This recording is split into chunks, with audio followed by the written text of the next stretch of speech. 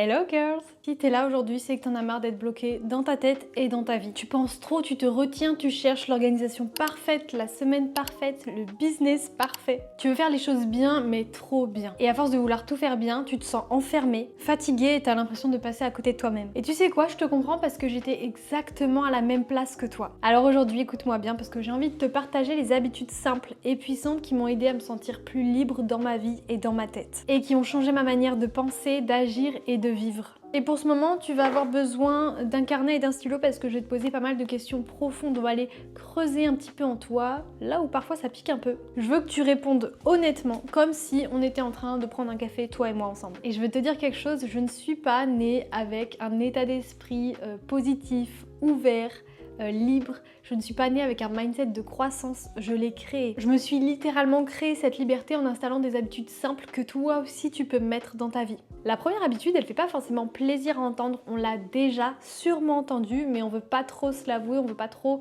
se reconnaître là-dedans. C'est arrête d'attendre le moment parfait. Je te pose la question droit dans les yeux. Qu'est-ce que t'attends pour te lancer? Qu'est-ce que t'attends pour créer? Qu'est-ce que t'attends pour t'autoriser à avancer, à oser, à être dans l'action?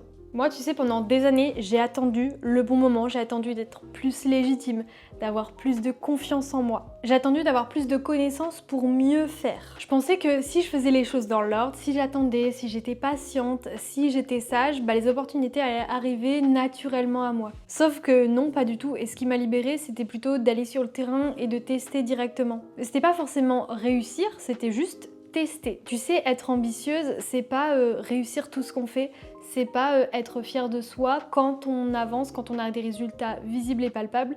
Être audacieuse, être ambitieuse, c'est aller dans l'action, oser même si on a peur, et oser même si on a déjà échoué dans le passé. Ça, c'est être ambitieuse parce qu'en fait, on y va quand même. Ce qui m'a libérée, c'est de faire une conférence alors que j'en avais jamais fait auparavant, que j'étais hyper timide en classe, que je détestais tous les oraux, à chaque fois qu'il fallait passer au tableau, je détestais ça. Ça m'a libérée, ça a libéré la parole. Ensuite, j'en suis pris des cours de chant, alors que j'entendais tout le monde me dire « Colline, tu sais pas chanter, arrête de nous casser les oreilles ». J'ai pas attendu d'être prête pour proposer des appels à mes clientes, pour proposer des coachings à mes clientes.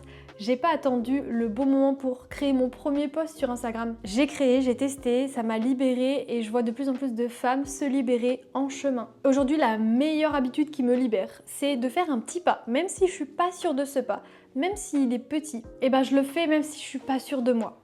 Et je te pose la question, qu'est-ce que tu repousses depuis des années? Qu'est-ce que tu as envie de faire depuis des années que tu n'as toujours pas fait? Qu'est-ce que tu veux faire depuis longtemps et que tu repousses encore aujourd'hui? Et pourquoi? Je te laisse le noter dans ton carnet, c'est ton moment. Tu peux mettre pause sur la vidéo. Ok, la deuxième habitude qui me fait récupérer de l'énergie et qui me fait gagner du temps, c'est de mettre mon énergie au bon endroit. C'est-à-dire certainement pas dans la perfection. Certainement pas dans l'intention de tout faire parfaitement du premier coup, de tout faire tout de suite à un niveau hyper élevé, parfait, etc. Je te prends tout de suite l'exemple. On me pose souvent la question, Colline, c'est quoi le matériel que tu utilises pour faire tes vidéos YouTube? Ok, si tu veux, je te le partage, mais c'est pas ça qui va faire exploser ta création de contenu. Ok, j'ai ma petite lampe coucher de soleil, j'ai ma Osmo Pocket, mais j'ai pas commencé par ça et je ne veux pas qu'on l'utilise comme excuse de pas encore s'être lancé sur YouTube, sur Instagram, sur LinkedIn, TikTok, tout ce que tu veux. Commence à créer et le matériel viendra après, une fois que tu auras de la trésorerie, une fois que tu auras acquis des clientes, que tu pourras auto-financer ton projet. Ça viendra dans un second temps. Mets ton énergie sur ton message, ton positionnement, la façon de transmettre ce que tu veux dire. Parce que quand on met trop d'énergie à vouloir être parfaite, on s'épuise. On s'épuise, on s'enferme et on procrastine. Parce que tous les jours de notre semaine, tous les jours de notre vie, on peut pas être sous le meilleur angle, on peut pas toujours donner le meilleur. Et moi aussi j'avais le syndrome de la bonne élève, je voulais tout faire parfaitement, tout faire bien. Du coup, je stagnais, j'avançais pas vraiment, j'étais pas très audacieuse, je testais pas grand chose. Aujourd'hui j'ai pour habitude de me demander, est-ce que tu le fais pour t'exprimer ou pour plaire? Est-ce que tu cherches l'impact ou l'approbation? Est-ce que tu viens chercher dans ton énergie profonde ou est-ce que tu agis depuis la peur, depuis le regard des autres? Parce que la bonne élève, c'est ça, c'est faire plaisir aux autres, vouloir montrer le meilleur, vouloir donner tout ce qu'on peut donner aux autres, en s'oubliant soi. Donc mets ton énergie au bon endroit. Concentre-toi sur ce qui part de toi, concentre-toi sur ton message, concentre-toi sur pourquoi tu le fais. Et oublie la perfection. La troisième habitude hyper importante qui a tout changé dans ma vie, c'est de pouvoir dire non sans m'expliquer. De m'autoriser, de me donner la permission de dire un non brute, sauvage, sans expliquer pourquoi. On n'a pas toujours besoin de se justifier. On a le droit juste des fois de poser ses limites et de lâcher prise. Littéralement. T'as le droit juste de dire non, de poser ta barrière et juste de protéger ton territoire qui t'appartient. Au bout d'un moment, t'es majeur, t'es adulte, t'as ton libre arbitre, t'as le droit de décider de ta vie, t'as le droit de choisir de A à Z ta vie sans te justifier, sans donner des explications. Quand tu développes ton affirmation de soi, tu développes automatiquement ton mindset de croissance. Tu développes le fait que tu ne dépends plus de la valeur que tu donnes aux autres, tu ne dépends plus des résultats, de ce qui est visible de toi, tu dépends de ce que tu es profondément à l'intérieur de toi. Et ça te rend tellement plus libre. T'as le droit de dire non à des invitations, à tes potes, à des soirées, même si t'as pour habitude de toujours dire oui. T'as le droit de dire non pour préserver ton énergie, pour te focus sur ce projet que tu repousses depuis des mois. T'as le droit de dire non à une collaboration qui te tente pas plus que ça, sans te justifier. Juste un non ferme et bienveillant. T'as le droit de dire non à certains sujets de conversation qui te mettent pas à l'aise ou tu te sens pas en confiance, juste pour protéger ton énergie. Et ça s'apprend. Ça s'apprend de poser des noms fermes, bienveillants, sans te justifier. Et tu verras que plus tu poses tes limites, plus tu t'affirmes, plus ton environnement autour va se transformer parce qu'il va aller dans la même énergie que toi, que ta protection. La 4e habitude qui a tout changé pour moi, c'est de m'autoriser à apprendre en marchant. Et ça va complètement avec le fait de ne pas attendre le moment parfait.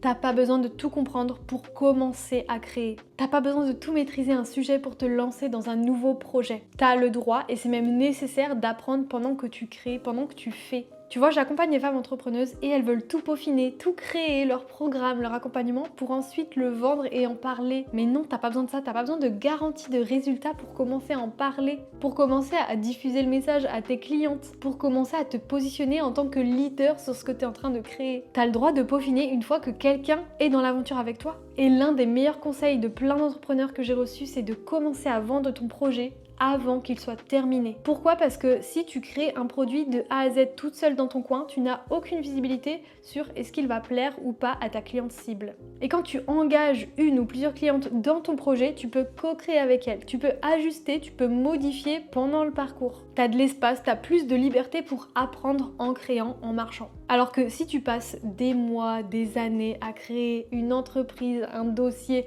quelque chose qui te tient à cœur, et qu'à la fin du cursus, personne veut te l'acheter, personne n'est intéressé, t'as investi énormément d'énergie pour quelque chose qui plaît même pas. Et ça, c'est trop dommage parce que t'avais pas besoin d'attendre tout ce temps. Donc vraiment, je t'en supplie, accepte de ne pas tout maîtriser, accepte de ne pas tout contrôler, de ne pas tout savoir pour te lancer. Ma 5e habitude pour me sentir plus libre dans ma tête et dans ma vie, c'est d'allier le confort et l'inconfort. Ma vie est rythmée par quelque chose d'assez audacieux qui me fait un petit peu peur et qui me donne quand même envie d'y aller parce que j'ai une certaine confiance. C'est-à-dire que ma vie est rythmée par des petits paliers, des petites étapes que je me mets au fur et à mesure que j'évolue, que je marche, que je grandis. Et ces étapes-là, elles sont constituées de confort et d'inconfort. Le confort, c'est quelque chose que je maîtrise déjà, c'est un domaine que j'aime déjà, qui me fait du bien, qui me sécurise, allié à quelque chose qui est plus audacieux, qui m'impressionne, qui me fait vibrer mais qui me fait un peu peur. Et c'est ce mix-là qui me fait progresser, qui me fait me rendre fière de moi et qui me détache complètement du résultat. Peu importe le résultat que ça donne, que ce soit mon projet, que ce soit ma vie tout entière, peu importe du résultat visible et palpable, je me sens fière de moi, je me sens libre, je me sens avancée dans tous les cas. Et cette méthode d'allier confort et inconfort, je vais te l'expliquer à travers mon cursus, à travers mon évolution. À 20 ans, je crée mon statut d'entrepreneuse en tant que masseuse. Et moi, petite fille, à 10 ans, 14 ans, 18 ans, impossible de me lancer dans l'entrepreneuriat. C'est-à-dire que c'était même pas envisageable, c'était même pas une option. Je ne savais pas m'exprimer, je parlais très peu avec mes copines, avec ma propre famille. À l'école, j'étais invisible. Je travaillais énormément pour avoir le 10, la moyenne. Sur tous mes bulletins de notes, c'était marqué « élève discrète, trop discrète ». On ne la voit pas, on ne l'entend pas. Est-elle muette? Et en fait ça m'a suivi très longtemps jusqu'à mes études supérieures. Et quand je me suis lancée dans l'entrepreneuriat, c'était la partie hyper inconfortable que j'aurais même pas imaginé envisager faire. Et le massage, c'était quelque chose qui était familier à moi. C'était quelque chose qui me sécurisait émotionnellement, c'était de l'ordre de la douceur, du silence. Quand on est masseuse, c'est trop bien, on n'a pas besoin de parler pendant un massage. Émotionnellement, le massage avait énormément d'attache et de facilité à me visualiser masseuse. Tout ce domaine zen apaisant, c'était vraiment ma zone de génie, ma zone de confort. Ensuite, je me suis spécialisée pour les règles douloureuses. Et encore une fois, me spécialiser, c'était quelque chose d'inconfortable pour moi, parce que ça voulait dire renoncer à plein de clientes et je pensais que j'allais manquer, louper plein de choses. Et les règles douloureuses, c'était quelque chose qui était zone de confort pour moi puisque je vivais ça, j'avais été diagnostiquée de règles douloureuses et j'étais en cours d'apaisement pour moi-même. J'étais sur mon propre chemin de guérison et d'apaisement. Ensuite, j'ai créé mon accompagnement sur les règles douloureuses et j'ai aidé plein de femmes qui avaient des troubles menstruels. Les règles douloureuses, c'était ma zone de génie parce que j'avais été diagnostiquée de l'endométriose et à l'époque où j'ai lancé cet accompagnement de règles douloureuses, j'avais déjà plus aucune douleur menstruelle. Alors que je partais de loin. Si t'as des règles douloureuses, je te souhaite plein de douceur, plein d'amour et tu as encore des vidéos sur ma chaîne YouTube. Tu remontes un petit peu et tu vas trouver des solutions hyper concrètes pour t'aider sur tes règles douloureuses. Donc la partie règles douloureuses, c'était quelque chose que je maîtrisais, qui était confortable pour moi. Et l'accompagnement, c'était quelque chose qui était complètement inconnu. Je suis passée sur un format en ligne, je suis passée du présentiel au en ligne. C'était un saut dans le vide pour moi, ça n'allait pas marcher parce que mes clientes venaient d'Aix-les-Bains. Et donc je me disais pourquoi ça marcherait en ligne. Encore une fois, un confort et confort. Et aujourd'hui j'accompagne les entrepreneuses à développer leur activité en partant d'elles sans s'épuiser, sans s'éparpiller. Et petit à petit l'accompagnement c'est devenu du coup ma zone de génie et le sujet de l'entrepreneuriat, c'était quelque chose qui était inconfortable. Et en fait toutes ces associations de confort et inconfort m'ont tellement aidé à grandir plus vite que ce que je pensais, m'ont tellement aidé à avancer sur ce chemin qui est la vie, l'entrepreneuriat, développer son activité. Et en aucun cas, les semaines où je ne fais pas de vente, les semaines où je ne fais pas rentrer de clientes, ma confiance en moi baisse, mon estime de moi baisse. En fait, tout simplement, la vie, c'est un chemin, un parcours. Et tant que tu avances depuis toi, depuis tes ambitions, depuis tes besoins, tes désirs de voir plus grand, et c'est comme ça que tu récupères de l'énergie, que tu te donnes à toi-même de l'énergie et que tu n'es pas dépendante de l'extérieur, de ce que tu ne maîtrises pas, ce qui ne t'appartient pas. Donc voilà, maintenant tu peux prendre ton carnet et tu peux te poser cette question. Quel défi qui me fait vibrer et qui m'impressionne un peu peut se déployer dans ma vie? Et laisse ton intuition répondre, pas ton mental, juste ton intuition. Tu peux mettre pause à la vidéo pour répondre à ça.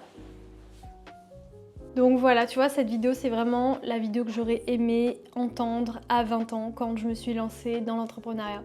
J'aurais aimé ne pas me foutre tout de suite dans une case, ne pas avoir toutes ces peurs, ne pas avoir le syndrome de l'imposteur et ne pas me sentir immobile comme ça tout ce temps. Et si ça te parle, ce sentiment un petit peu d'immobilité, de stagner un petit peu dans ta vie, d'avoir du mal à passer à l'action, d'avoir du mal à faire les premiers pas, je t'invite à regarder la vidéo qui est juste dans la description. Ça va t'apporter plus de clarté et à repartir sur des bases plus saines pour toi. Tu sais, ta liberté, elle commence pas quand t'as un business qui tourne tout seul, quand t'auras plus de confiance en toi. En fait, elle commence quand tu décides de vivre selon tes propres règles, selon ton propre rythme. Maintenant, tu peux en choisir juste une pour tester, expérimenter, peaufiner, parce qu'on n'est pas là pour trouver tout de suite le mode de vie parfait qui te convient. On est là pour recommencer à partir de toi. Donc regarde la vidéo dans la description, je te dis à très vite et prends soin de toi.